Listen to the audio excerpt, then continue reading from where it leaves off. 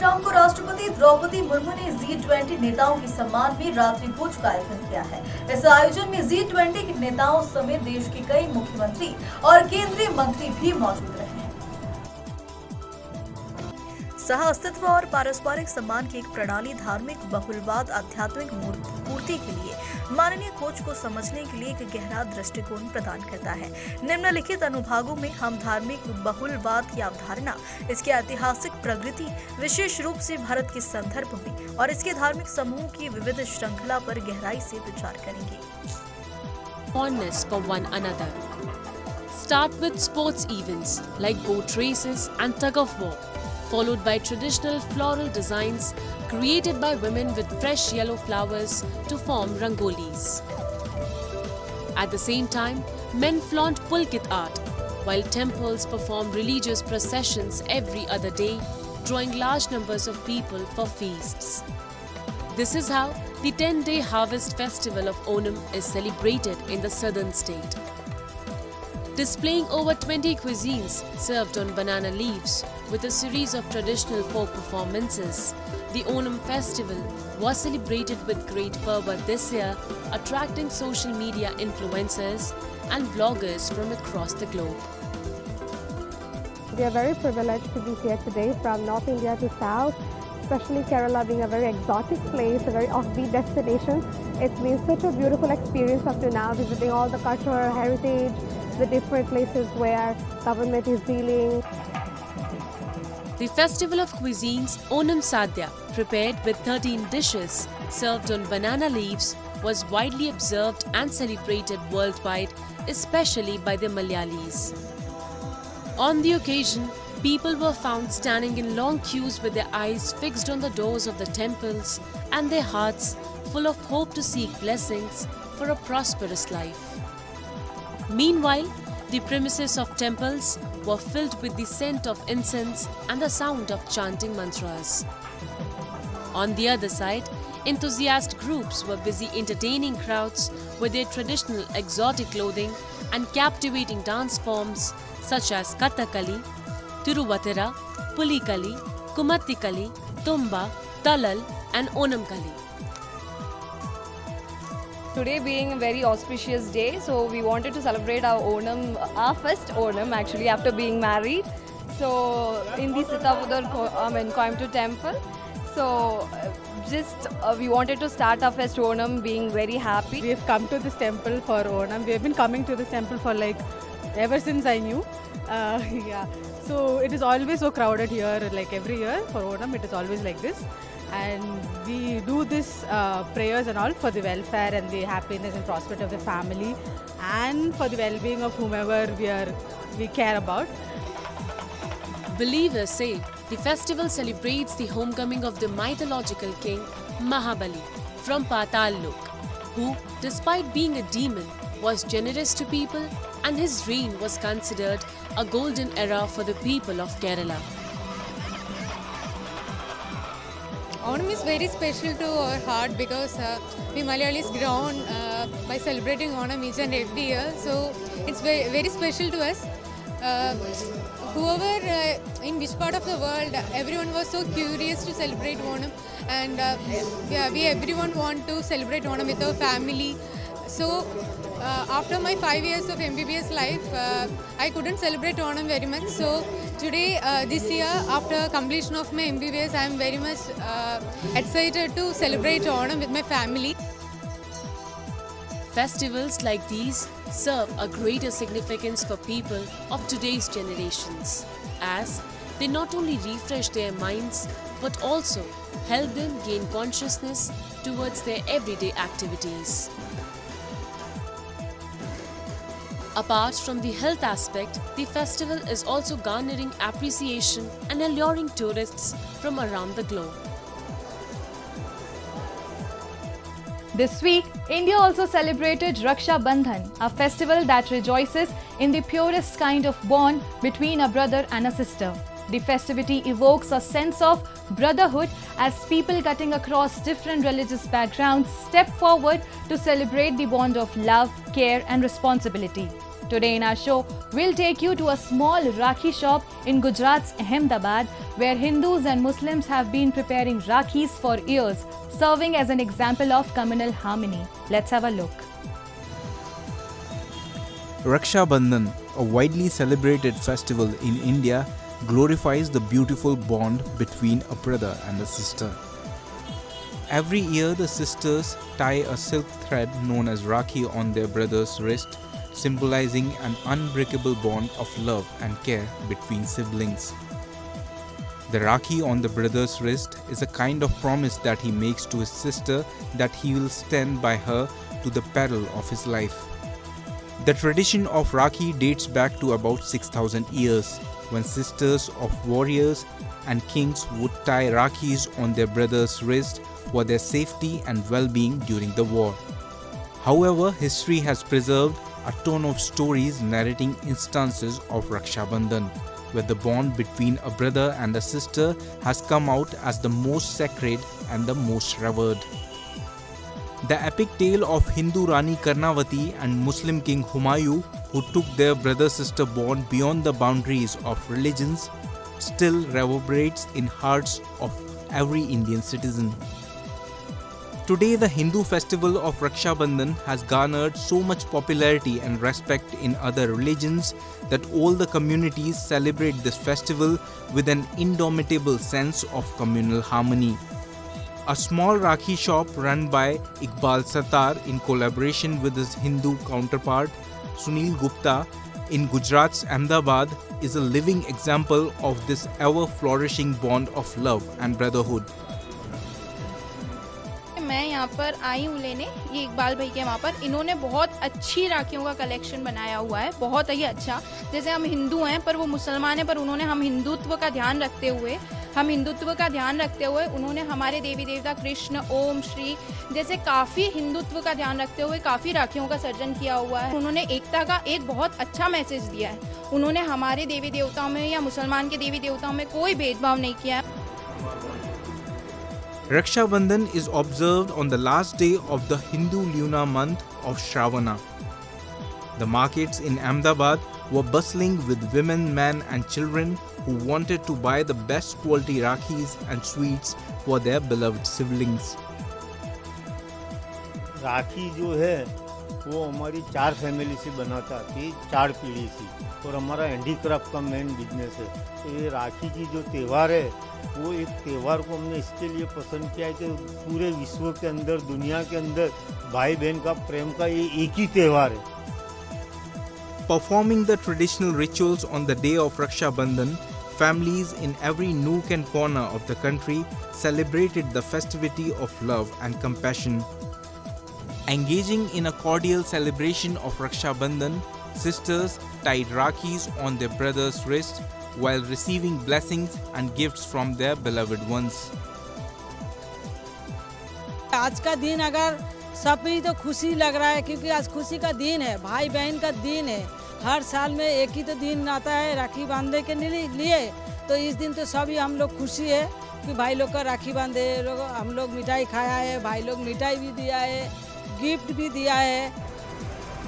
Although the festival of Raksha Bandhan is prominent in Hindu culture, Iqbal never fails to meet the expectations of his buyers, who genuinely appreciate the distinctiveness of his beautiful Rakhis.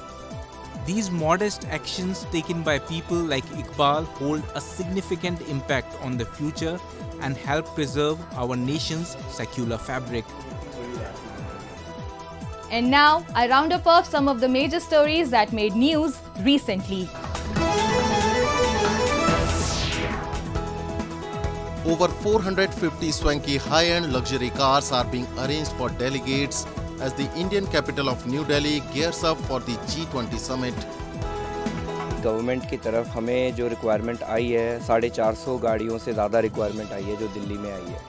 अब इसमें ऐसे होता है कि जैसे हम अपनी जो है वो 150 गाड़ियाँ प्रोवाइड कर रहे हैं, बट 150 गाड़ियों के अलावा जो बाकी गाड़ियाँ हैं वो बाकी ट्रांसपोर्ट इंडस्ट्री के लोग मिलके बना रहे हैं, और उनके अलावा भी जो है मुंबई से, आगरा से, दिल्ली से, अलग अलग जगहों से, आगरा, मुंबई, पंजाब से गाड़ियाँ आ रही हैं रिक्वायरमेंट को पूरा करने के लिए। As per a car rental firm, luxury cars like the Audi Q7, BMW 5 Series and Mercedes Maybach are being arranged for the G20 summit, which will be held on September 9 and 10. US President Joe Biden, Chinese Premier Xi Jinping, Canadian Prime Minister Justin Trudeau and French President Emmanuel Macron are expected to attend the G20 summit. Russian President Vladimir Putin will not be present. During the two-day event, India hopes to forge agreement among members on matters ranging from reforms of multilateral banks to developing a global approach to cryptocurrencies.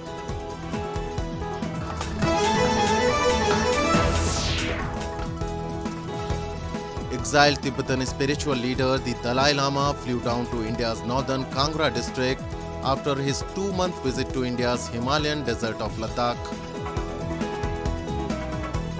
Of course, it is very important for us to see him, even though we stay here in Dharamsala.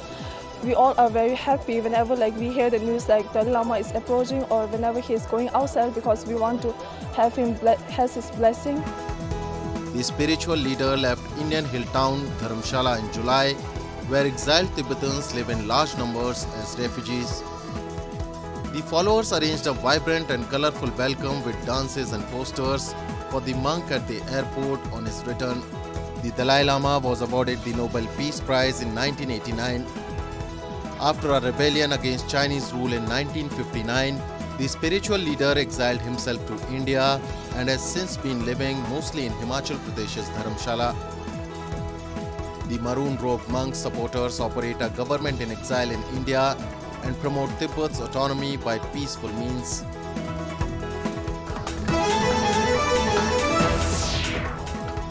The Indian Space Agency released new images of Chandrayaan-3's rover Pragyan's latest findings on the surface of lunar South Pole. As per the Indian Space Research Organization, the rover in its journey witnessed a crater that had a 4-meter diameter, and the rover positioned itself 3 meters ahead of its location. The rover, commanded to retrace the path by ISRO, is now safely heading on a new path, said the agency. The mission has been endowed with several in situ experimentations, of which the thermal readings of the lunar surface have been sent across to ISRO. The soft textbook touchdown by the lander after a failed attempt in 2019 sparked widespread jubilation and celebration in the world's most populous country. The media hailed the historic landing as India's biggest scientific feat. India, often known for its diverse culture and unique traditions around the world, has its own value system and beliefs derived from scriptures and the sayings of scholars and learned people like Sufi saints. They have not only played a key role in uniting religious communities, but also have emphasized the inward search for humanity. Today in our show, we'll take you to the Dargah of Sayyid Yufudullah in Tripura, which has become a common pilgrimage site for people from different religious backgrounds and ethnicities. Let's have a look. One of the northern eastern states of India, Tripura, has a rich tribal heritage and culture. At times, this culture had strong influences of Sufism and various other beliefs, making it an amalgamation of religions and practices. Sayyid Yufudullah Mazar Sharif in Tripura state is a glowing example of this multi-religious character developed over time among the residents. People from different walks of life come to the Dargah to offer their sincere prayers to the revered saint and seek his blessings. There is no discrimination among communities as everybody bows at the shrine and offers chadars. The 114 years old Dargah draws a large number of devotees from across the state who come here to get their wishes fulfilled. यहाँ आके सुकून मिलता है, चैन मिलता है। जैसे मान लो ये हिंदू मुस्लिम कुछ नहीं, इसमें सभी अपना आस्था के लिए आता है, जो आने के बाद सुकून मिलता है, चैन मिलता है, इसलिए आते हैं। यहाँ आने के बाद कोई मन्नत पूरा होता है कभी कभार, हम लोग इसमें विश्वास करते हैं तो इसलिए आते हैं यहाँ। The shrine is often filled with people who come here to be at peace and find an escape from their mundane lives. Devotees spend hours sitting and meditating in the premises of the Dargah. To facilitate these devotees, a langar is also organized once a week. A large number of visitors and devotees, regardless of their religious backgrounds, are served the meals to ensure that nobody goes empty stomach from the center of peace and harmony.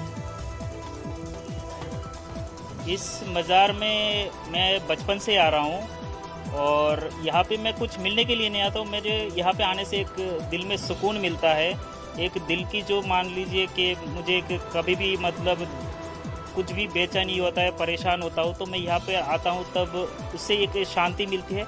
उस शांति को महसूस करने के लिए मैं यहाँ पर आता हूँ। ये करीबन 114 साल पुराना है और यहाँ पर सभी धर्मों के लोग आते हैं यहाँ पर इसलिए क्योंकि यहाँ पे सब कुछ ना कुछ मन्नत मांगते हैं और मन्नत जो भी मांगता है वो ये करता है कि कोशिश करता है कि उसका मन्नत पूरा हो।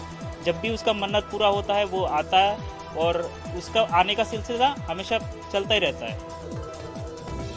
Sufi shrines and dargahs have always been common destinations of pilgrimage for all religions.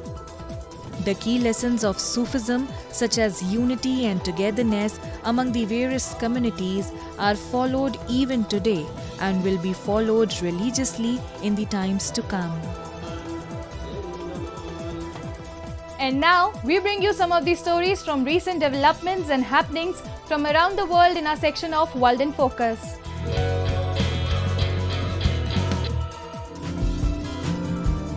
Revelers hurled tons of overripe tomatoes at each other in the eastern Spanish town of Bunol at the annual Tomatina festival. Trucks loaded with tomatoes drove through the main street, distributing the sepi projectiles while partygoers threw them and covered each other in red juice. The Tomatina is said to have originated from a spontaneous bust-up among villagers in 1945. It was banned for a while during the 1950s at the height of General Francisco Franco's dictatorship, but survived to gain popularity across Spain in the 1980s and today draws large crowds of visitors from abroad as well as Spaniards.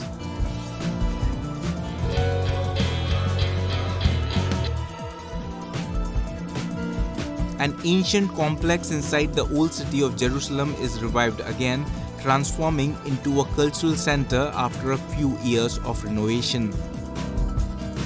ففعليا هو بيروي زي ما قلنا القصه الفلسطينيه من عين مرأة، وليش ركزنا نعمل الدار القنصل لارتباط المكان وارتباط المنطقه بهاي المرأة. هي قصه مرأة عاشت بهاي المنطقه، فحبينا اول شيء نضوي الضوء على المكان هذا اللي هو مكان تاريخي بيعني لنا كثير كاولاد القدس، ونجيب عليه اولاد القدس نفسهم لانه احنا ما بنعرف هاي المواقع، فهو احياء للمكان اللي بخصنا، بنفس الوقت كمان لارتباط هاي المرأة بالمكان. Dar al-Consul, which has ancient stone walls that have been a witness to different cultures in the old city throughout history, currently hosts performances, art galleries, bazaars and cultural events. The renovated historical place contains 2 floors. The first is residential for local Christian families, while the ground floor is a museum, bookshop, restaurant, space for startups and a cultural center, creating opportunities for locals, particularly the Christian community in the old city. Dar al-Consul means the house of the consul and is spread across 2,400 square meters, bounded by Khan al-Zid, a market in the old city. In 1856, it was serving as the Prussian consulate and it is currently owned by the Custody of Holy Land. According to the custodian of the Holy Land, it emphasizes the importance of preserving in the homes and real estates of local Christians as well as their presence in the old city.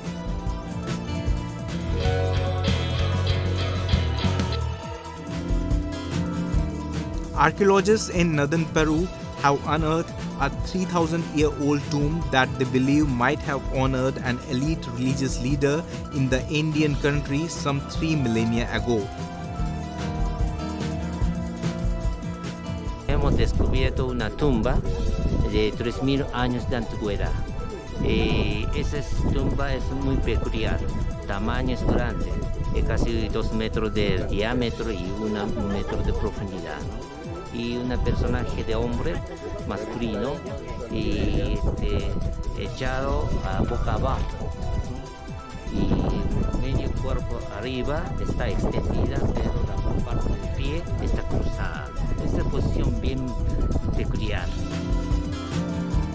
Dubbed as the priest of Paco Pampa, referring to the highland archaeological zone where the tomb was found, the priest was buried under 6 layers of ash mixed with black earth, decorated ceramic balls, and seals indicating ancient ritual body paint used for people of elite standing. 2 seals were also found along the upper edges of the tomb, one with an anthropomorphic face looking east and another with a jaguar design facing west.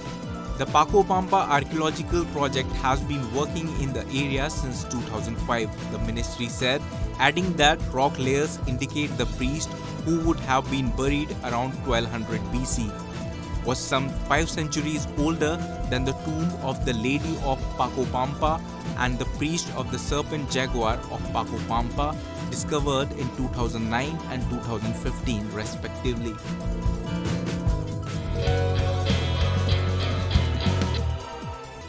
That's all we have for you this week. Your comments and suggestions are important to us. Do give us your feedback on myindia@anin.com. I'm your host Pratiksha, and it's a goodbye from the entire production team. Chanakya news India live TV को आवश्यकता है उत्तर प्रदेश, राजस्थान, मध्य प्रदेश के सभी जिलों में जिला bureau head व reporter की। संपर्क करें 9643761495 www.chanakyamedianetwork.com। Registered by government of India, CMN media PVT LTD। अब आप अपने चहेते चाणक्य न्यूज इंडिया को जल्द ही देख पाएंगे Jio TV, Airtel X stream, rock TV, Ebaba TV और बहुत से लीडिंग OTT प्लेटफॉर्म पे। चाणक्य न्यूज इंडिया से जुड़ने के लिए संपर्क करें 9643761495।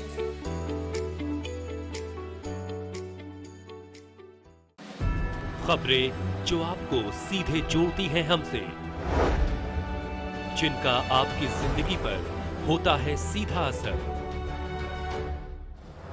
खबरों की वही तस्वीर, बिना बदले, बिना डरे, जज्बा सच का लिए, सच दिखाते हैं।